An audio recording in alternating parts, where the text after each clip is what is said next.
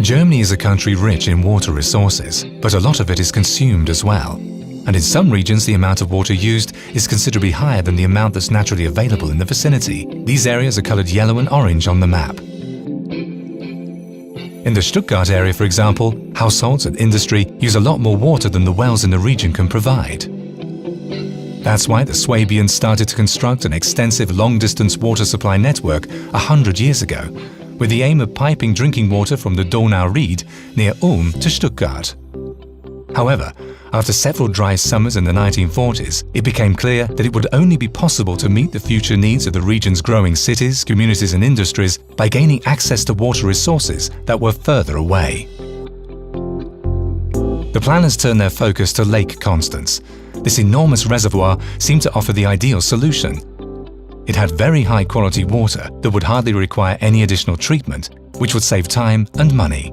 What's more, of the approximately 11 cubic kilometers that flow through the lake every year, only a small share, just over 1%, will be channeled off for long-distance water provision. The Rhine will be able to withstand that.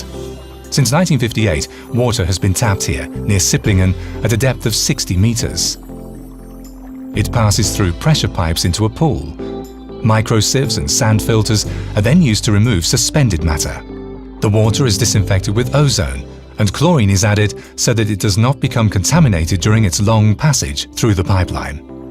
The water is then sent off on its journey northwards.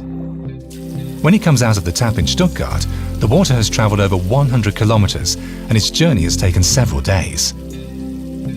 More than 1 out of every 4 households in Germany relies on this kind of long-distance pipeline.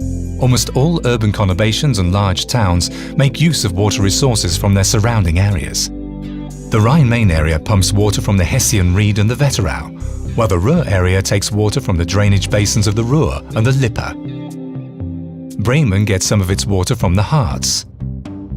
Thuringia is supplied via dams, and even Munich will be left high and dry without its long-distance pipelines from the foothills of the Alps. Hydraulic engineers have accomplished many amazing feats here.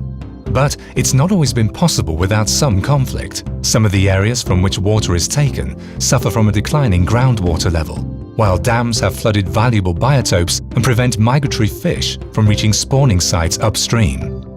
Consequently, sustainable water resource management must often try to strike a balance between supply interests, water availability, and nature conservation.